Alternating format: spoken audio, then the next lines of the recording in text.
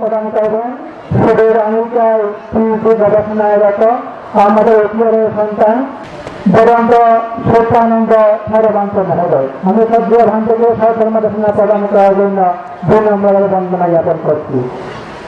নমো তাস্সে ভগবতো অরহতো সম্মা সম্বুদ্ধাস্সে। নমো তাস্সে ভগবতো অরহতো সম্মা সম্বুদ্ধাস্সে। নমো তাস্সে ভগবতো অরহতো সম্মা সম্বুদ্ধাস্সে। যাদের আগমনে 10,000 চক্রবাল আলোকিত হয় নির্বাণের দীপ্ত মশালে, যাদের আগমনে অগণিত অগণিত সপ্ত অবাই মুক্ত হইয়ে নির্বাণ মার্গ দর্শন করে আবার পরম শান্তি ভোগ করেন, সেই সকল শ্রদ্ধা দিকে বুদ্ধ, বীর্য দিকে বুদ্ধ, প্রজ্ঞা দিকে বুদ্ধ, যারা 13 লক্ষাধিক কল্প, 8 লক্ষাধিক কল্প, 16 লক্ষাধিক কল্পকাল পরমে পূরণ করে বুদ্ধত্ব প্রাপ্ত হন, আমি তাদের শিরে স্থাপন ক্রমে বন্দনা করছি।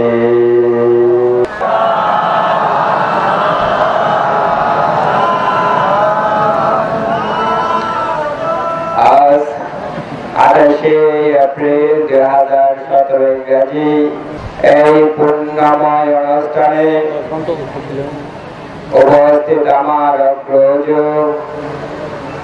সংঘরত্নের সদস্যদের সরন্তরে বিনম্র চিত্তে বন্দনা করছি এবং আমার অনুজ ভিক্ষুদের প্রতি মৈত্রীময় আশীর্বাদ প্রদান করছি।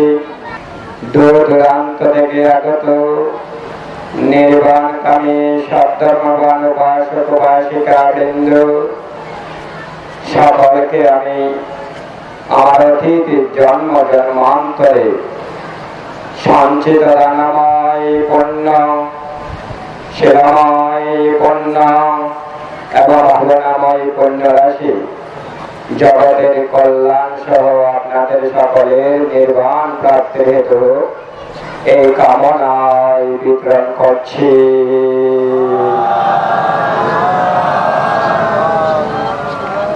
সম্মানিত সহধর্মের পূজারীগণ, যেহেতু আপনারা বড় করে 2বার সাধুবাদ দিয়েছেন, সুতরাং সাধুবাদের অর্থ সম্পর্কে আজকে ব্যাখ্যা করব।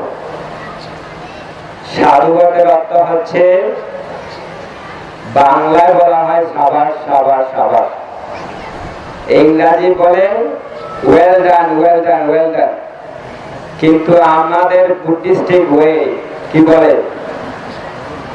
অনুমোদন করা। বান্তে আমাদেরকে আশীর্বাদ করেছেন, আমরা সাধুবাদ দিয়ে অনুমোদন করেছি। যেখানে ভগবান বুদ্ধের মুখনিসৃত বাণী পাঠ করা হবে সেখানে সাধুবাদ দিতে হবে।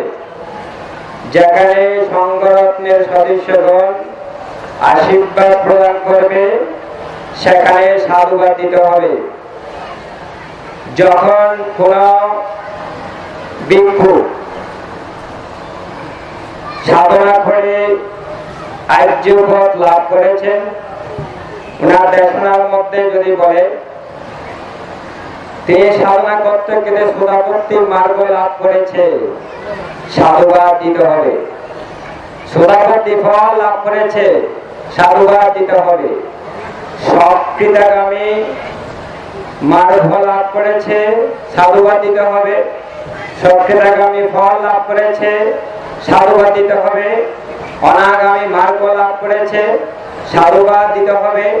অনাগামী ফল লাভ করেছে, সাধুবাদ দিতে হবে। অরহত মার্গ এবং ফল লাভ করেছে, সাধুবাদ দিয়ে অনুমোদন করতে হবে। আজকে এই অনুষ্ঠানে সকালে আমি উপলব্ধি করেছি, আজকে একজন উপাসক, তিনি মনে হয় এখানে নেই, যিনি পঞ্চশীল প্রার্থনা করেছেন। তিনি খুব সুন্দর করে পঞ্চশীল প্রার্থনা করেছেন। শুরুতে সাধুবাদ দেননি। বাংলাদেশে এবং আমেরিকাতে শুরুতে কোনো কিছু করেননি, কোন বান্তে আশীর্বাদ করেননি, কোন শত্রুবাদ করা হয়নি, কোন বান্তে আশীর্বাদ লাভ করেছে বলা হয়নি। সাধুবাদে সাধুবাদ অর্থ বুঝতে হবে না? আবার অনেকে সাধুবাদে কিভাবে, প্রথমে সাধুবাদ ঠিক আছে, দ্বিতীয়বার একটু করে কমে যায়, তৃতীয়বার শোনা যায় না। শুধুমাত্র এখানে নয়, আমেরিকাতে বলবারও সেরকম। কিন্তু আমাদের বারবার বলতে হয়, যেখানে সাধুবাদ বড় করে দেওয়া হবে সেখানে সৎ দেবতাগণ মনে করবেন যে কি জানেন, এই সুন্দর পরিবেশে বুদ্ধের মুখনিসৃত বাণী, বুদ্ধের ধর্ম দেশিত হচ্ছে। এখানে যারা উপস্থিত আছেন সকলে মহাপুণ্যবান, সকলে অত্যন্ত পুণ্যবান। এই জন্যই তারা বুদ্ধের বাণী শ্রদ্ধা নিয়ে, ভক্তি নিয়ে, বিশ্বাস নিয়ে শ্রবণ করছে। তখন সৎদেবতাগণ আপনাদের সাধুবাদ প্রশংসা করবে। তাই এই সাধুবাদ যতদূর পর্যন্ত প্রসারিত হবে ততদূর পর্যন্ত সকল দেবতাগণ, সকল প্রাণী আপনাদের সাধুবাদ প্রশংসা করবেন এবং আপনাদেরকে রক্ষা করবে। এ হল সাধুবাদ। আজকে এই পুণ্যময় অনুষ্ঠান, এই পুণ্যময় অনুষ্ঠান আয়োজন করা হলো তিনজন কুল পুত্রর উপসম্পদার কারণে।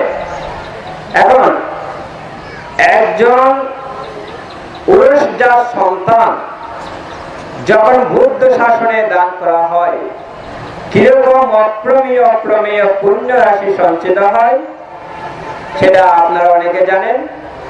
তবে জানলেও আরো একটু বেশি করে বলবো, যাতে আরো পরিষ্কার হয়ে যায়।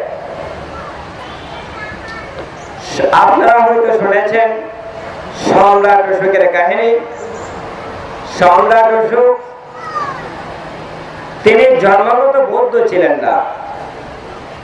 তিনি অরহত ভ্রান্তিদের কাছ থেকে ধর্ম শ্রবণ করে তার মনে গভীর শ্রদ্ধা ভক্তি উৎপন্ন হয়েছিল।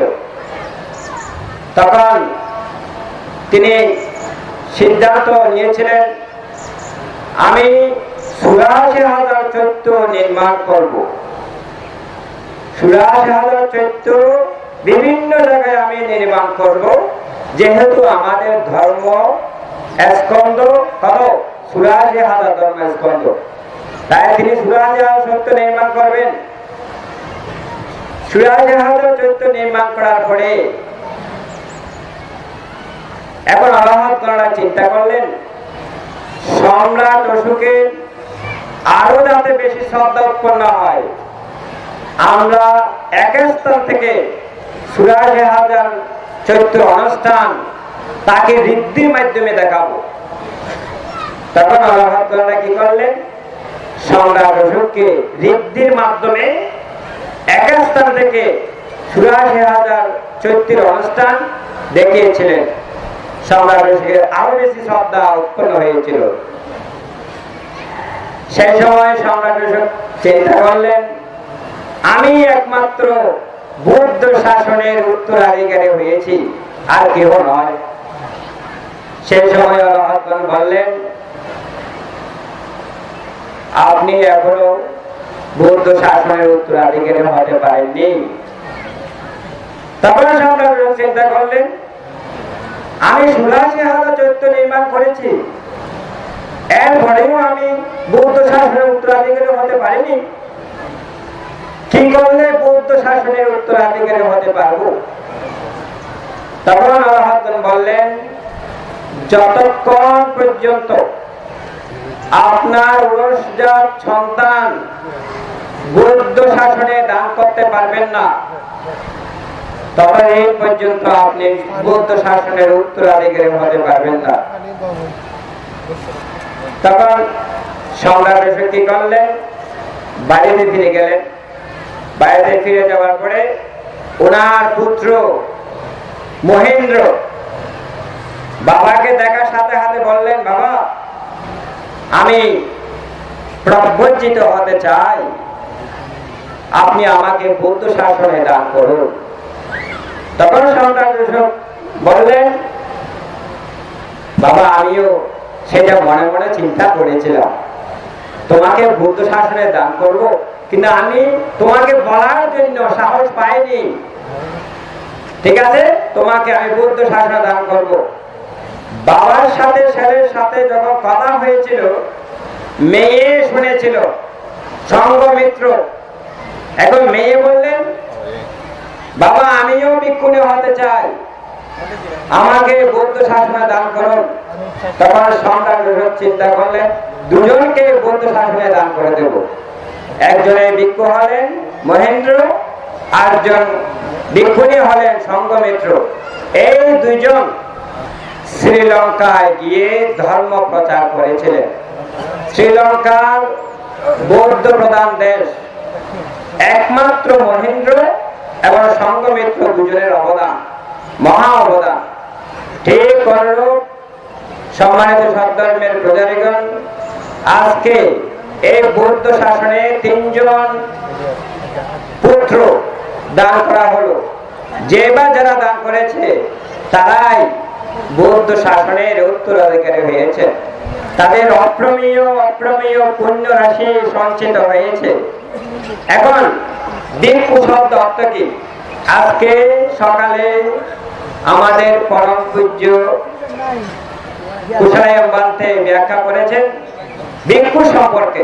তবে আমি একটু সামান্য করে বলবো, ভিক্ষু এবং সমদা।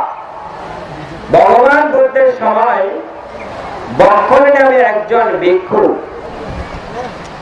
বসবাসের পূর্বে ভগবান বুদ্ধকে দর্শন করার জন্য গিয়েছিলেন। সুতরাং উনি অসুস্থতা হয়ে পড়েছিলেন। ওনার শিষ্য ভগবান বুদ্ধের কাছে গিয়ে ভগবান বুদ্ধ উনি যে অসুস্থ সেটা নিবেদন করলেন। ভগবান বুদ্ধ সেই সময় চিন্তা করলেন, এই বক্ষণী অত্যন্ত শ্রদ্ধা নিয়ে, ভক্তি নিয়ে, বিশ্বাস নিয়ে বুদ্ধ শাসনে প্রবর্তিত হয়েছে। তিনি যদি এখন মারা যায়, তিনি নরকও যেতে পারে। তার ভিক্ষু ধর্ম এখনো সমাধা হয়নি। ভিক্ষু এবং সমাধা দুটি শব্দ এখানে। ভিক্ষু শব্দ অর্থ হচ্ছে যিনি মার্গ লাভ করার জন্য, মার্গফল লাভ করার জন্য চেষ্টা করে যাচ্ছেন, তাকে বলা হয় ভিক্ষু। আর সমাধা যিনি এখনো মার্গফল লাভ করেননি। তাই ভগবান বুদ্ধ এখানে গিয়ে দেশনা যখন করলেন, পরিশেষে এই বক্ষণী মহাত্মী অরহত্ব লাভ করতে সক্ষম হয়েছিলেন। সম্মানিত সদ্ধর্মের পূজারীগণ, পরিশেষে আপনাদের সকলকে আমার অতীত জন্ম জন্মান্তরে সঞ্চিত দানময় পুণ্য, শিলময় পুণ্য এবং ভাবনাময় পুণ্য রাশি জগতের কল্যাণ সহ আপনাদের সকলের নির্বাণ প্রাপ্তির হেতু এই কামনায় আমার সংক্ষিপ্ত দেশনা এখানে সমাপ্তি করছি।